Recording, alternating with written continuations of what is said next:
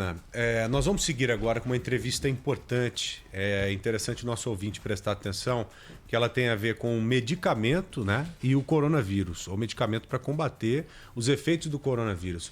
Você se lembra muito bem, lá atrás, muitas pesquisas foram feitas, principalmente a respeito de qual medicamento, Ana?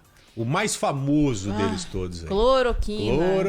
E hidroxicloroquina. E essas pesquisas mostraram que não há comprovação, não havia eficácia no uso desses dois medicamentos no tratamento da Covid-19. Exato. E aí, Joel, surgiu um outro medicamento que apareceu como foi um dado mais positivo, uma indicação mais positiva que a gente teve da Organização Mundial da Saúde, que foi um anti-inflamatório barato, de fácil produção, que é a dexametasona. E agora aconteceu um estudo em vários países do mundo, incluindo o Brasil, e que apresentaram resultados positivos, viu? No caso de pacientes com quadro grave da Covid-19. E o legal é isso, é você se embasar mesmo em estudo, né? Embasar na ciência. No meio do caminho teve até a ivermectina, que é um vermífugo também, né? Mas vamos focar agora nesse que tem resultado já com estudo, que é a dexametasona. Isso. O Dr. Bruno Tomazini, pesquisador do Hospital Sírio-Libanês, está ao vivo conosco aqui no Bora Brasil para entendermos melhor quais resultados foram apresentados nesses estudos. Ô doutor, muito boa tarde, viu? Obrigado por nos atender aqui na Rádio Bandeirantes. Seja bem-vindo. E realmente os efeitos ou os resultados são promissores? Boa tarde, Joel, Ana. Oi. Obrigado pelo convite. E sim, felizmente são promissores, né? A gente, durante a pandemia, foi algo que nenhum local do mundo estava de fato preparado, né? Foi uma coisa que pegou tanto países desenvolvidos quanto em desenvolvimento de surpresa. Ninguém de fato tinha uma noção clara de como tratar. E até você conseguir ter de fato estudos clínicos, que foi o que a gente fez com a dexametasona, existem só possibilidades, né? Hidroxicloroquina, existiam as possibilidades, a ivermectina também, mas para a gente aplicar isso e isso ser traduzido num benefício direto para o paciente, que é o que a gente quer, né, a gente necessita de estudos de qualidade com resultados positivos, né? E felizmente hoje o nosso estudo brasileiro com uso de dexametasona foi publicado numa revista internacional de grande impacto, que é o JAMA. A gente sabia desde o meio do ano, desde junho, quando um estudo britânico investigando dexametasona também publicou seus resultados, que a droga tinha um grande potencial benéfico para os pacientes. Só que uma coisa super importante na ciência é a replicabilidade dos estudos, né? Então, eu ter um estudo único positivo me dá um caminho muito bom, me dá uma direção, mas a efetividade dessa medicação é reforçada quando outros grupos de pesquisa conseguem encontrar os mesmos resultados. Que foi o que a gente encontrou estudando o grupo de pacientes mais graves com Covid, né, que eram os pacientes em UTI intubados, né, precisando de ventilação mecânica. E os resultados que a gente encontrou estão, de fato, de acordo com os resultados publicados pelo grupo britânico, mostrando que, no nosso caso, a dexametasona, mesmo nesse grupo de pacientes mais graves, com altíssima chance de óbito, ela é uma medicação que diminui o tempo que o paciente fica no ventilador mecânico. Isso é bom, porque a gente acredita que isso, o paciente, além de melhorar mais rápido, eu tiro uma medida de suporte orgânico que pode, além de ser usado em outros pacientes, devido à escassez de recursos, não só no Brasil, como em outros locais do mundo, como ventilador mecânico, mas que permite também ele melhorar e voltar a sua vida, que é o nosso propósito todo, de maneira mais rápida. Então, isso trouxe bastante satisfação para a gente e eu acho que é o rumo que a ciência tem que seguir. Né, de buscar coisas efetivas com respostas concretas. E, doutor Bruno, a partir de que ponto da doença que vocês entraram com esse medicamento para a realização desses testes, né? São pacientes graves, mas em que estágio? Eram pessoas que estavam com o pulmão bastante comprometido? Há algum resultado também sobre o uso em pacientes em estado mais leve, estágio mais leve da doença? O nosso estudo, a gente optou por estudar o grupo mais da ponta grave, né? Então, todo mundo que entrou no nosso estudo, ele tinha que estar dentro de uma UTI, respirando com um respirador artificial. Então, é o sinal máximo de acometimento pulmonar, que é uma doença que a gente chama de síndrome de desconforto respiratório agudo, ou a SARA. Então, no nosso estudo, a gente incluiu somente os pacientes mais graves. Então, os resultados dos nossos estudos são traduzidos para esses pacientes. Só que hoje também, na mesma revista, foram publicados outros estudos olhando para doentes graves, como uma compilação desses estudos que a gente chama de meta-análise, mostrando, no grupo grave, de fato, essa medicação é muito efetiva. A gente tem os dados do estudo britânico, que é o estudo Recovery, que ele avaliou o uso de dexametasona em todos os perfis de paciente. Ele tinha paciente muito grave, mas ele tinha paciente com doença leve. E o que a gente define doença leve? O paciente não precisa de oxigênio. Seja aquele paciente que tem Covid e está em casa, ou aquele paciente que por algum motivo precisou ser internado pela Covid, mas que não precisa de uso de oxigênio suplementar. Nesse grupo de pacientes, há um sinal que talvez a dexametasona possa ter um efeito até maléfico, né? Como toda medicação, não é porque ela funciona em um ponto da doença que ela vai funcionar em todos. Então, a medicação, quando a gente vai aplicar, é importante saber quanto que eu dou, a dose, e o momento. Como eu dou, talvez a via de... Exatamente. E o Isso momento. é importante, viu, Ela doutor? funciona muito bem no momento exato. Isso é importante porque senão nós poderemos ter aí uma corrida também atrás da dexametasona, assim como tivemos com outros medicamentos.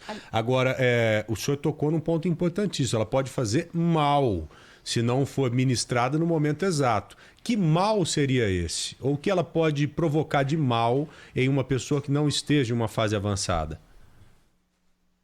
A teoria que a gente tem para isso é o quê? A dexametasona, que é um potente anti-inflamatório, a função dela, quando o vírus da Covid está no nosso organismo, principalmente no pulmão, o vírus necessariamente vai lá e agride a célula do pulmão. Ele gera uma resposta do nosso organismo e, de alguma maneira, essa resposta é descontrolada e o próprio organismo da pessoa acaba se autoagredindo, vamos chamar assim. Esse ponto que eu consigo parar essa autoagressão desnecessária, vamos chamar, a dexametasona é eficaz. Só que em alguns outros pacientes, vamos supor, o paciente está em casa com Covid clinicamente bem, isso é um indicativo que a resposta do corpo desse próprio indivíduo está sendo suficiente para combater a doença. E eu dar uma medicação que exatamente age numa via de falar, sistema imunológico, para de trabalhar, é uma péssima ideia, porque isso pode levar desde o vírus que estava sendo completamente bem controlado a começar a se replicar mais, espalhar mais, e isso... Eu entendi que a dexametasona pode impedir a produção de anticorpos ou diminuir a produção de anticorpos? Não necessariamente, não anticorpos diretamente, mas que a gente chama de mediadores inflamatórios. Isso é o nosso alvo. Então, o nosso corpo responde a uma infecção com inflamação, e ela é importante para isso, desde que ela esteja balanceada. No paciente que evolui com uma forma grave da Covid, esse balanço de controle de infecção e inflamação, que é super fino, ele se perde. E o paciente passa a ter uma inflamação descontrolada. E é nesse ponto que é interessante eu barrar isso com a medicação. Se o paciente está equilibrado, o corpo dele está conseguindo combater a doença, a inflamação dele está no nível necessário, eu tirar a inflamação, eu estou fazendo o quê? Eu estou tirando a alternativa que o corpo do indivíduo, por milhões de anos de evolução, se adaptou para responder a doenças. Você tira mais uma ferramenta de defesa. Que talvez é a ferramenta principal, porque o Covid, infelizmente, vem atingindo milhões de pessoas, não só no Brasil e no mundo, mas felizmente a maioria dessas pessoas, o próprio organismo delas consegue combater a doença. Agora, isso é algo que o nosso corpo aprendeu por milhões e milhões de anos fazer. E é isso que eu não quero tirar com uma medicação. Entendi. Agora, doutor, nesse estudo, o que vocês conseguiram descobrir em relação a pessoas que já têm algum tipo de comorbidade, que são aquelas que, infelizmente, têm morrido mais por causa da Covid-19? Isso, exatamente. A gente notou que no nosso estudo, de fato, as duas comorbidades mais prevalentes eram hipertensão, em torno de 60% a 70% dos pacientes tendo hipertensão, e diabetes, com algo em torno de 40% a 46% dos pacientes tendo diabetes. Né? No nosso estudo, a gente não fez uma análise separada. Será que no paciente com hipertensão a droga funciona melhor ou não? Mas, tendo em vista da alta prevalência, o alto número de pacientes com essas doenças, seja hipertensão e diabetes no estudo, ainda assim a droga se mostrou eficaz. Né? Então, no nosso estudo, nas diferentes faixas, seja idade do paciente, nosso estudo teve uma média de idade em torno de 60 anos, mas tinham pacientes super jovens no estudo, de 30, 28 anos, assim como pacientes mais idosos, independente do tempo dos sintomas no nosso estudo, então se o paciente começou a ter sintomas há mais ou menos tempo, a droga foi eficaz, né? Então, são sinais que, para a nossa população, que é o paciente mais grave, ele é aplicado independente de outras coisas, né? O interesse mesmo o pulmão está muito comprometido, então a droga vai funcionar, né? Que foi o que a gente viu. Legal. Agora, o que vai ser feito com esse estudo, hein, doutor Bruno? Esse estudo já vai virar algum tipo de protocolo para os hospitais? O senhor fala a respeito do Sírio-Libanês, né? Fala do Sírio-Libanês. Para os outros hospitais que participaram desse estudo, esse estudo é encaminhado para a Anvisa para elaboração de algum tipo de protocolo? Como que funciona? Só para o nosso ouvinte entender o efeito prático, né, do que essa pesquisa trouxe aí, além de um resultado muito importante. Não, esse é um ponto importantíssimo, Ana, e durante a fase ativa de condução do nosso estudo, assim como outros estudos nos Estados Unidos, na Europa, na China, de corticoides, a OMS fez um esforço tremendo de mobilizar equipes de pesquisa de todos esses países para contribuir de maneira conjunta para conseguir trazer uma resposta da maneira mais rápida possível para o tratamento de Covid. Tanto que é algo sem precedentes. Todos os pesquisadores, de uma maneira super altruísta, cederam os dados para a OMS antes mesmo de terem esses dados publicados no seu estudo, como a gente teve hoje. E hoje, a Organização Mundial de Saúde publicou um guideline com as recomendações específicas de uso de corticoide em Covid. E eles citam esse ponto do momento exato de usar o corticoide na doença, que casos leves, sem uso de oxigênio, ele não deve ser utilizado.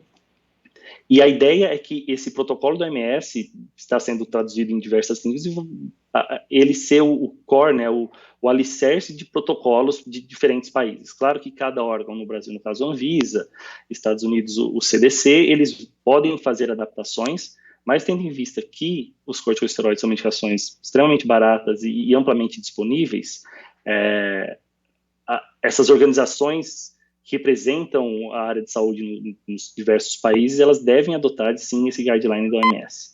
A gente tem tido discussões com a Anvisa, nos próximos dias a gente vai ter reuniões com eles também, mostrando os dados do estudo, mas a maioria dos hospitais no país já tem adotado protocolos específicos de uso de corticosteroides para a COVID, mesmo antes da publicação do nosso estudo, né, tendo em vista a publicação do estudo britânico que aconteceu 2 meses atrás. Acho que o nosso estudo vem para reforçar essa evidência e conseguir, de fato, mostrar que essa medicação funciona não só no Reino Unido, né, funciona no paciente do Brasil, com todas as diferenças que a gente tem, não só no nosso sistema de saúde, como na nossa população, e isso deve ser mais consolidado agora nesses guidelines de cada instituição.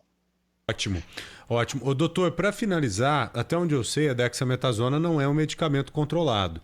É bom deixar uma mensagem bem clara para o nosso ouvinte de que ele não deve se automedicar. Eu queria reforçar aquilo que o senhor disse praticamente no início da entrevista. Exatamente. Que ela pode prejudicar a sua saúde, ela pode impedir uma ferramenta importante de defesa que ela entre em ação, né? Então, ela, além de não fazer bem, ela pode te fazer muito mal se utilizada no momento errado, né, doutor? Com certeza, Joel. Eu faço uma analogia que a princípio talvez pareça esdrúxula, mas quimioterapia, por exemplo, o advento da quimioterapia foi uma baita coisa positiva para o tratamento de câncer. Nenhum indivíduo saudável vai lá e faz uma quimioterapia para não ter câncer, né? Ou algum tipo de câncer que com uma cirurgia relativamente simples ele consegue ser curado, ele não vai fazer quimioterapia para se agredir e tirar talvez um mecanismo de defesa do organismo. Quimioterapia, tal qual corticoide no COVID, ela é importante quando ela precisa ser administrada. Então, pacientes que estão em casa com sintomas leves, sem necessidade de uso de oxigênio, não devem ir na farmácia comprar essa medicação. Porque essa ideia de que não faz bem, mas não faz mal, ela, infelizmente, para a medicação não é assim. Pode fazer mal sim, e o paciente pode piorar e muito em consequência desse uso sem indicação médica e indiscriminado da medicação. Uhum. Principalmente no caso da dexametasona. Agora, com doutor, certeza. Eu tenho visto, doutor, muitos médicos receitarem a cloroquina. Um amigo meu mesmo ficou doente na semana passada, de um outro estado, e eu perguntei, o que você está tomando aí? Ele falou, azitromicina, tá, e mostrou a cloroquina lá também. Mesmo sem estudos, a gente vê que muitos médicos estão realmente receitando a cloroquina, né? Como que o senhor entende isso? Como que o senhor vê essas receitas? Infelizmente, já isso é uma coisa que acontece no Brasil. Eu acho que a gente teve um ponto da doença que de fato não existiam estudos, né? E a gente via que de fato o uso da hidroxicloroquina era ainda maior, mas mesmo agora com diversos estudos, um inclusive do nosso grupo, que é o Coalizão Covid-19 Brasil, publicado no New England Journal of Medicine, que é uma das revistas de maior respeito no mundo médico, mostrando que de fato, infelizmente, a hidroxicloroquina não funciona. Porque torcer e ter vontade de achar drogas que funcionariam para o Covid, a gente tem. Mas eu acredito que a boa prática médica deve ser guiada por medicina baseada em evidências. Porque tudo tem seu custo, seja financeiro ou não, como seus efeitos colaterais, e o que a gente tem de evidência agora de bons estudos é que a hidroxicloroquina não é eficaz para o tratamento da Covid-19. Não é uma falta de vontade da gente. A gente gostaria que tivessem muitas medicações que funcionassem para o Covid, mas a gente tem que saber que quando a medicação não funciona, testamos, infelizmente não funcionou, vamos seguir a vida e essa medicação sai do rol de tratamento. A gente está colocando o paciente em risco, seja de arritmias cardíacas, de alterações hepáticas, com uso indiscriminado de uma droga que não tem benefício nenhum comprovado. Tá certo. Tá bom. Dr. Bruno Tomazini, pesquisador do Hospital Sírio-Libanês, queria agradecê-lo imensamente pela entrevista de hoje. Parabéns pelo trabalho. Um grande abraço ao senhor, viu? Muito obrigado, João. Muito obrigado, Ana, pelo convite. Obrigada. Boa tarde para vocês. Boa tarde. Até breve. Como é bom ter medicamento eficaz e com resultado já de pesquisa, né, Ana? Exatamente. Isso dá segurança. Agora a gente está cobrando aqui a Anvisa, Joel, para estar guardando uma resposta a respeito de proibições ou mudanças de protocolo para a venda desse medicamento, né? Para que controlar, não haja... né? Eu lembro que quando a gente começou na pandemia, o susto era tremendo, o pânico também, e alguns medicamentos sumiram das prateleiras, como a própria cloroquina, e pessoas que precisavam desse medicamento, já que ele é indicado para outras coisas, é um medicamento que existe por outras razões que não tem a ver com a Covid, essas pessoas ficaram sem o medicamento. E a dexametasona já é um anti-inflamatório, um remédio usado amplamente no país. Com certeza. Por enquanto, a Anvisa não se pronunciou sobre esse estudo, tá? É isso.